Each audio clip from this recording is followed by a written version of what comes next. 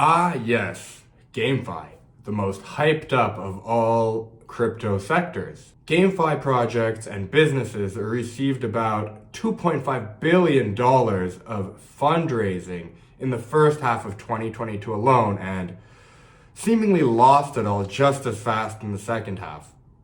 Blockchain games include Stepin, Splinterlands, Axie Infinity, basically on-chain games where players buy in-game assets, NFTs, use them while they play the game, and hopefully generate income on these assets.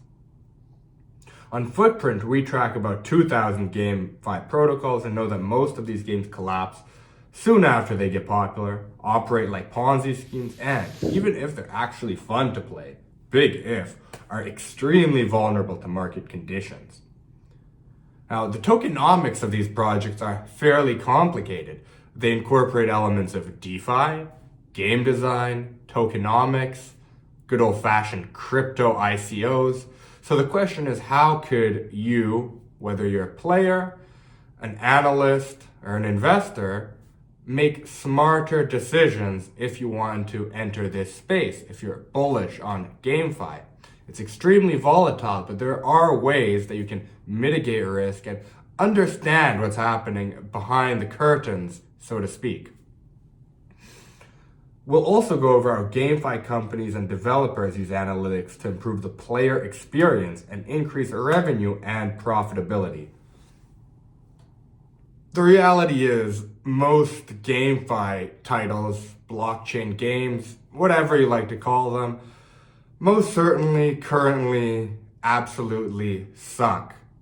But in the future, as AAA titles start getting published, maybe in the next 2 to 3 years, well, this is going to change. Games like Illuvium and Phantom Galaxies are expected to have immersive worlds that are enjoyable on their own merits, outside of the expectation of turning a profit. But if you're going to enter the world of one of these GameFi projects, you need to do due diligence and keep up with what's going on behind the curtains. There are several metrics that are absolutely critical to assess the health, potential, and current state of a game. These are metrics that investors, researchers, and developers can also use to understand projects inside and out. First off, we have user metrics. For example, the number of users, the number of new users, the number of active users. As GameFi projects worked up to now, well, they basically depend on new users to come in, put their assets and spend money to keep growing, to prevent what's called a death spiral. But we'll get into that a bit later. Up to now, developers have realized that this isn't quite sustainable. They've been looking for other models in the GameFi space to make it more sustainable, but well, generally, GameFi titles depend on new users. As I mentioned, we have the death spiral. So after a short period on the market, once the rate of new players declines, it takes old players longer to earn back their initial investment on the in-game assets. The game stops looking so profitable, and this precipitates a collapse. In addition to the overall users, or the number of new users, we can also see new users as a percentage of total players. There are different metrics or different indicators you could take a look at to see how many new players are coming into a certain game. To compare different projects, you can use a ranking table as well, like this one, to see how they stack up for these various user metrics that exist.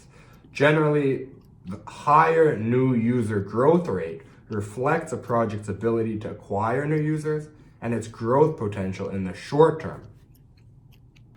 Well, hold up. At this point, I know what you're thinking and what you're probably asking yourself. How is GameFi, how are blockchain games different from good old-fashioned Ponzi schemes?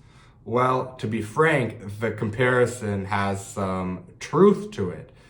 But the idea is, in the future, games might actually be fun to play. If we just assess them as profit-making tools and you need the new money to come in, always propping up the whole thing, then, well, clearly that's a recipe for disaster. Again, in the future, the idea is people won't just play these only to earn, but they will earn as they play. It'll be a fun way to make money. That's the idea.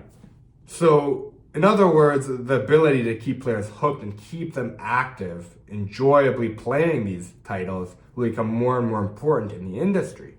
Now, using analysis tools like Footprint, it's already possible to look at retention rate and active users. Beyond token prices and user numbers, retention rate is a critical metric to see whether a project will survive. Again, if people aren't being retained and they're just jumping in and they're not active, then yes, it's just a quick money-making scheme. But hey, again, as the blockchain games become more fun, hopefully players become retained, people enjoy playing the games, and well, you have something radically different and radically interesting that can come out of this. So what we just looked at were some macro metrics and indicators. They're more big picture stuff, so they can tell you how many people are coming on, when they're coming on to the game, and how long they're staying. But those metrics, those indicators, don't really tell you that much about what's going on in the game, what those users are doing once they start playing. And for that, we can start looking at user transaction analysis. Now, transaction analysis can get pretty complex. You can assess, for example, the fluctuation in the amount of wash trading coming from certain addresses in response to tokenomic decisions on a protocol. For now, though, we won't really get that far. We'll just go over the basics. Transactions per user, for example, is the average number of transactions per user on a protocol or chain. It reflects user engagement and the soundness of the product and tokenomic design. So take a look at this chart, for example, the transaction per user trended by chain. You see which chains have the sharpest increases in the transactions per user on a given month. So, volume per user is another metric. It's similar to transactions per user, but shows how much money users deploy into a protocol on average.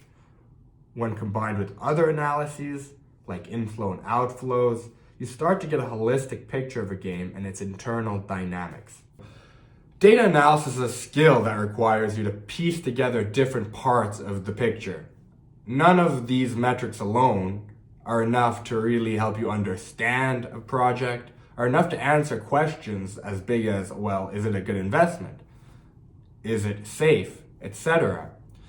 But the idea is, as you get better at it, as you look at some of the dashboards that other analysts make, well, you can start combining it with off-chain data, qualitative research, and start understanding what's happening within these businesses. The reality is, for businesses that handle so much in user assets, handle so many millions in dollars that the players put in, well, they're quite opaque. Luckily, blockchain data itself is transparent.